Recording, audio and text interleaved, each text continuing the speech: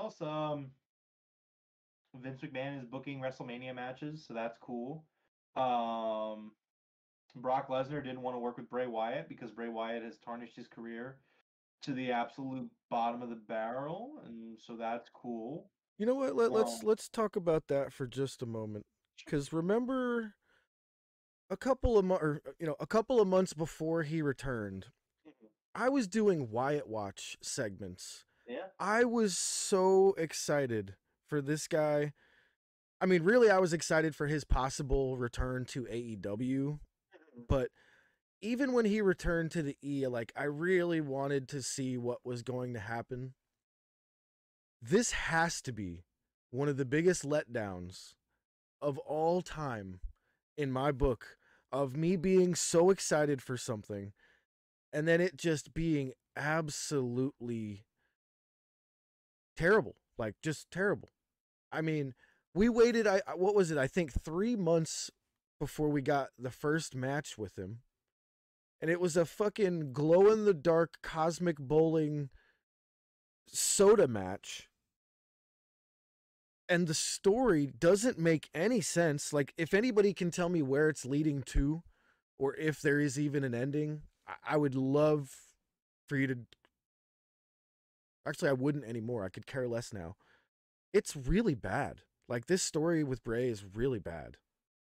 So, Jeff, this is why I always remember Extreme Rules. He came back here. They were here in Philadelphia, and the Discord was on fire because everyone was so excited.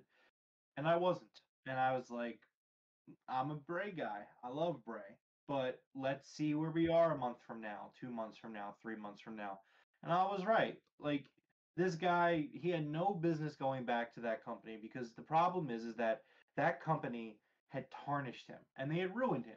And the second he went back there was no way that he was going to be able to do something different that he hasn't done yet and it be good because that guy was buried so many times in that company. The smartest thing he could have done, if he legitimately cared about the art he was making, which I really thought he was that kind of guy, clearly he wasn't. For him, it was about the money.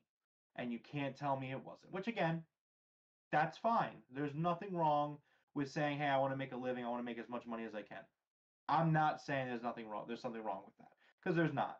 But there are certain people in art, in different forms of art, where you could tell this person is creating this art because they love the art of it. And Yeah. I always thought Bray was one of those guys who just loved the art of storytelling, the art of building character, the art of the promo. Again, that's something that's really important to me. It really is. Um, and I just thought he was a guy that valued that. But clearly, it was about the money, and so Absolutely. now he's making a complete fucking joke of himself. I can't believe I used to stand this guy. Like I catch clips on Twitter, and I'm just like, man, this used to be my guy. Like this used to be someone I was like, Uh, I This would go to new, war for. the new Oh, Muscle Man video, I was just like rubbing my forehead, like, oh. that crowd, man, is all you got to know. When that video is playing, silence. That video ends, you could hear fucking a pin drop in Yeah, that those video. people were like, the did we just watch? It wasn't even that. It was like you could tell it wasn't that people were even confused. It was Yeah, just it was a feeling of indifference. It was a yeah. vibe of indifference. My I think favorite part was for a moment, Bobby Lashley looked confused. He was like, what the hell was that? And then he had to look all angry. Then he was like, and I mean again like look, so I don't agree with what Brock Lesnar did usually. So Brock it was pitched to Brock Lesnar that they were going to do Bray versus Brock at WrestleMania and Brock himself said I'm not doing that. I don't want to work with Bray Wyatt. And my thought was, I am usually not that kind of guy who is going to agree with someone not wanting to do business. At the end of the day, do not use your star power to get out of doing a match. Um, Yeah. however, it's really hard to argue that, like, if Brock is trying to really care about his career, whether it's for the money or whatever, which is for the money, which is fine. Um, I mean, like, let's be honest, if Tony Khan paid more, Brock Lesnar would be on AEW. Like, that's just factual. Yeah. Um, but like if you're Brock Lesnar, you don't want to fucking work with Bray Wyatt. This dude has literally been a cancer on everything he's touched in that company since he's returned to that company. Like everything has been dog shit. It's been terrible. Every single week, it's just been bad. And so I can't blame the guy for looking at it and being like, I'd rather fucking fight Omos. Like, all right, cool. Like, I don't know. That's a good point Ed made. Is Brock can't sell being freaked out by Bray because he's the one that ended the Undertaker streak. I can see that. I can see that. Yeah, and that's exactly. good on Brock being like, listen, that makes no sense. We're not doing it.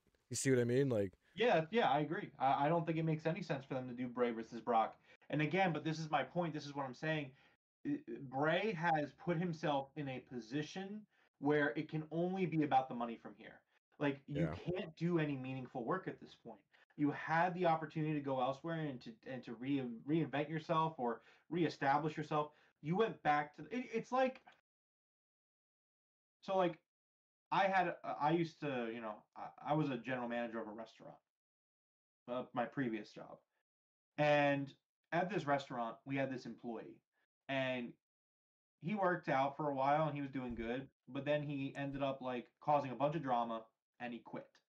Right? And so he left and we got to a point where we hit like we got a little short staffed. So we ended up bringing him back. It's like 7 or 8 months down the line. He asked for his job back. We brought him back.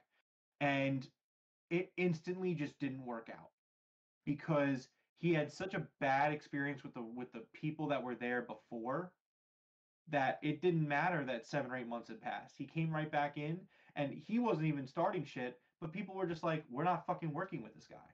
And it just didn't work. Yeah. And it's the same dynamic. It's just like you can't go back to a place that you've already been ruined in. Like it just doesn't work that way. You were buried in the desert by Goldberg. You were buried by John Cena. You were buried by The Rock. You were buried by every single Randy Orton. You were fucking buried by everybody to a point where your gimmick became pointless and ruined. You were buried by Seth Rollins. You were like just so like we could go down the list of all these people. Roman Reigns. You just buried. You can't just go back to that company and just expect it to be like, well, I'm really talented, so let's get back to work. Like, no, it wasn't going to work that way. It was never going to work that way for him. No. And it's terrible. He's putting out absolute dog shit product every. I'm still trying to figure out what this Cinnamon Toast Crunch match is going to be. That'd be hilarious if there's like a big bowl of cereal for someone to get dunked in. I'd be laugh my ass off. It'll probably be the Bray Wyatt match.